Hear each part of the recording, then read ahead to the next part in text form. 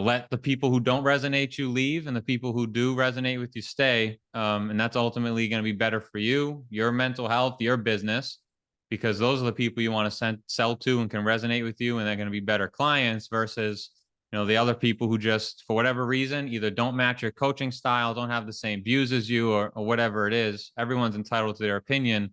But not every coach is for everybody. How are you implementing and using AI right now? So I have some like sequences and workflows that go out that AI uses. Some of my messaging is AI until you get to a certain point, and then I'll step in.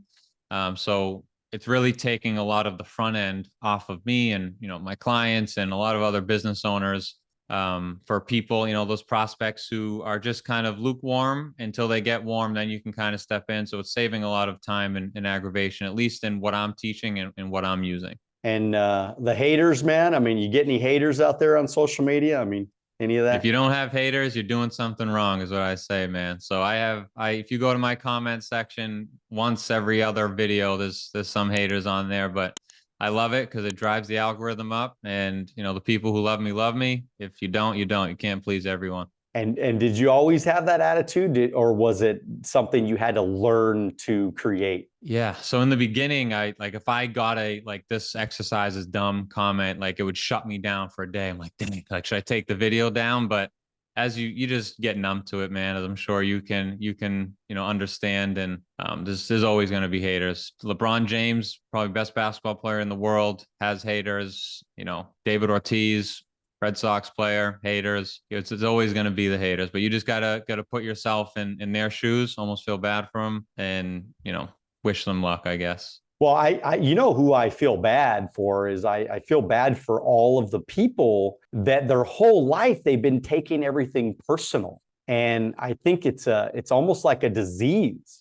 People care way too much about what other people think about them. They're literally they're wasting their lives away. They're missing out on so many opportunities, so much money, so many chances to get free. They're missing out because they're worried about what.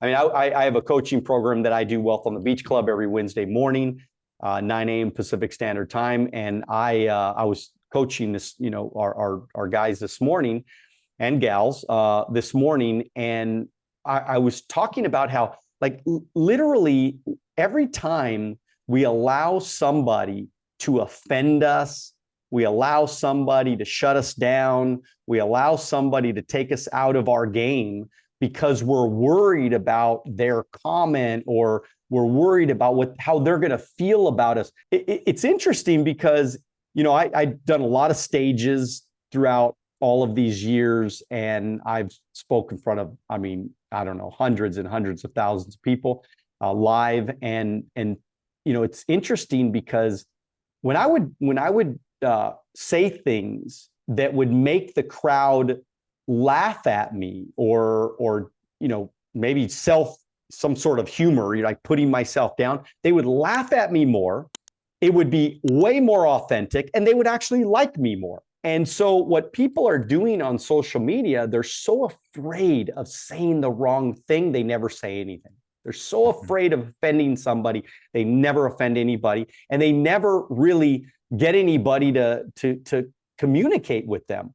So ultimately, they're always at a standstill. So any thoughts on that? I mean, am I clear on that? Yeah. So like 2 points. Gary Vee said this: if they can build you up, they can tear you down. So if you care what other people think, and if someone says, "Wow, you're an amazing coach, you're the best in the world," and that inflates your ego, the next person that comes and says you're the worst coach in the world is going to drop you down, and then you get imposter syndrome. So you kind of got to block out the noise and just stay true to yourself. And like I said, to your second point, you can't please everyone. If you try to please everyone, you're going to end up a very sad person yourself and untrue to yourself. So, let the people who don't resonate you leave, and the people who do resonate with you stay. And that's ultimately going to be better for you, your mental health, your business, because those are the people you want to sell to and can resonate with you, and they're going to be better clients versus, the other people who just, for whatever reason, either don't match your coaching style, don't have the same views as you, or whatever it is. Everyone's entitled to their opinion, but not every coach is for everybody. Yeah, nobody is for everybody. And I always say that, like, look, I mean, you know, if you can get 51% of the people to like you, you're in good shape. I mean, you win the election ultimately if you got 51 people. You know, there's always going to be people that aren't going to like your style. They're not going to like you personally. They're not going to like the sound of your voice. They're going to find something that they don't like about you. That's okay, right? You just keep moving forward, because the truth is there's 330 million people in the United States. Man, if you could find 100,000 people to like you, I mean, you'll make millions and millions of dollars. I mean, out of 330 million people, if you could just get a small, tiny percent of those people to, you know, want to get on your bandwagon and be a part of what you're doing, I mean, the options for you are limitless. And so when you think about, those new entrepreneurs, Michael, and the challenges that they're having, how would you coach somebody if somebody, let's say, is kind of, they're trying right now, they're not making money, they're struggling in their business? What are some things that like, how do you guide them? Like, what's your process of like figuring out what you can recommend to them to get them to that next level? Yeah. So I guess, at every level of business, you have constraints, right? So start at the top of funnel, and aside from like, worrying about what people think and that kind of stuff, like actual business, why is your business not succeeding? For me, I do everything organic. So no ads, all social media. So that's what I speak on. And so at top of funnel, it's content. Is your content resonating with the person that you want to see it? If you're getting the right amount of followers, and then the next step is your messaging. Are you getting sales calls booked from your messaging? If not, then something is wrong with the script, or something is wrong in your opening message, or something along the line of that script.